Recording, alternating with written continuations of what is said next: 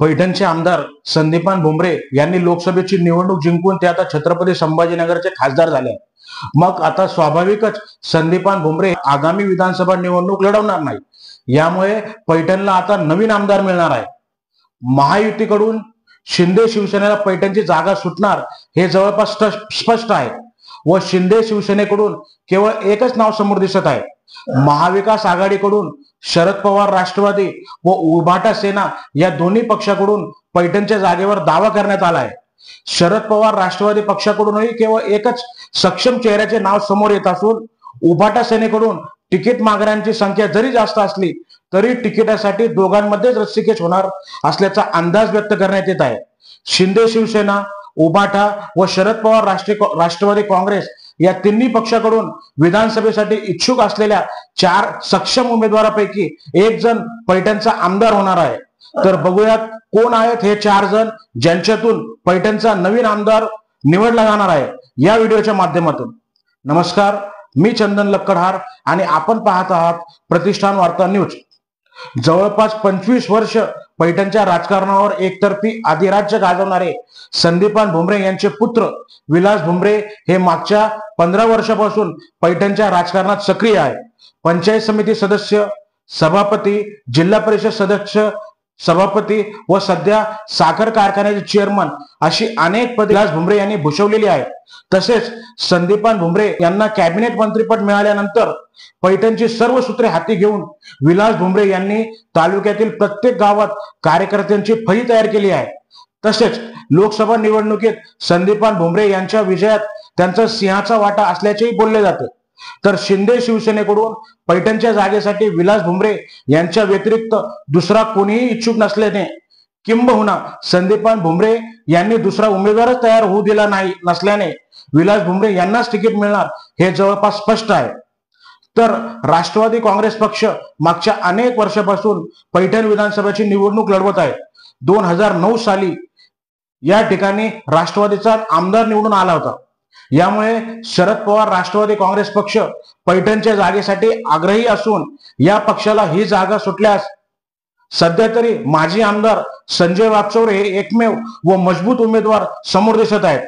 2009 साली त्यांनी संदीपान भुमरे यांचा पराभव केला होता। तर 2019च्या निवडणुकीत त्यांच्यासाठी चांगली परिस्थिती असतानाही पक्षाने त्यांना तिकीट नाकारले होते। मात्र तिकीट नाकारल्यानंतरही त्यांनी पक्ष सोडला नाही व पक्षाच्या कठीण काळातही संजय वाकचौरे एकनिष्ठ राहत त्यांनी शरद पवार यांची साथ सोडली नाही। यामुळे रासपला जर पैठणची जागा मिळाली तर संजय वाकचौरे यांचे तिकीट निश्चित मानले जात आहे। उभाटा सेना पैठणची जागा मिळावी यासाठी मोठे प्रयत्न करत आहे। परिणामी या पक्षाकडून निवडणूक लढवण्यास सर्वाधिक इच्छुक समोर येत आहे।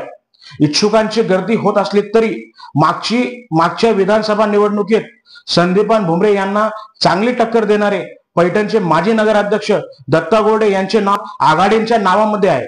2019च्या विधानसभा निवडणुकीनंतर व संदीपान भुमरे मंत्री झाल्यावरही दत्ता गोरडे त्यांच्या अत्यंत सक्षमपणे मुकाबला करत आहे। ही दत्ता गोरडे यांची जमेची बाजू आहे। आपल्या संभाव्य आमदाराच्या यादीत ज्याचे नाव आहे त्या सचिन घाय यांनी उभाटा गटात प्रवेश घेण्याचा निर्णय घेण्यापूर्वी दत्ता गोरडे यांना सहजच उभाटा सेनेचे तिकीट मिळेल असा अंदाज व्यक्त करण्यात येत होता। मात्र सचिन घाय यांनी उभाटा सेनेत प्रवेश करण्याचा व विधानसभा निवडणूक लढवण्याचा निर्णय जाहीर केला व त्यांनी उभाटा सेनेत पैठणच्या उमेदवारीसाठीची कॉम्पिटिशन अत्यंत टफ करून टाकली। सचिन घाय हे संत एकनाथ सहकारी साखर कारखान्याच्या माध्यमातून मागच्या 10 वर्षापासून तालुक्यात सक्रिय आहे। त्यांच्या कंपनीने कारखाना भाडेतत्वावर चालवण्यासाठी घेतलेला आहे। त्यांनी कारखान्याची निवडणूक एकतर्फी जिंकून ते आता संत एकनाथ साखर कारखान्याचे चेअरमन आहे। कारखान्याच्या माध्यमातून तालुक्यात ओळख निर्माण करणारे सचिन घाय यांनीही उभाटाकडून तिकिटाची मागणी केली आहे। त्यामुळे उभाटा गटाकडून दत्ता गोरडे व सचिन घाय या दोघांमध्ये तिकिटांसाठी रस्सीखेच होणार असे चित्र निर्माण झाले आहे। अशा प्रकारे शिंदे शिवसेनेकडून विलास भुमरे, राष्ट्रवादी शरद पवार गटाकडून संजय वाकचौरे व उभाटा गटाकडून दत्ता गोरडे व सचिन घाय पैठण विधानसभेसाठी प्रमुख उमेदवार राहणार असून या चौघातूनच पैठणचा नवीन आमदार होणार असल्याची परिस्थिती सध्या तालुक्यात आहे। मात्र भविष्याच्या पोटात काय दडलेले आहे याची अचूक भविष्यवाणी कोणीच करू शकत नाही. यासाठी आपल्याला विधानसभा निवडणुकीची प्रतीक्षा करावी लागणार आहे. आपणास आमच्या बातम्या, व्हिडिओ व विश्लेषण आवडल्यास आमचे चॅनल लाईक, शेअर व सबस्क्राईब करा. धन्यवाद.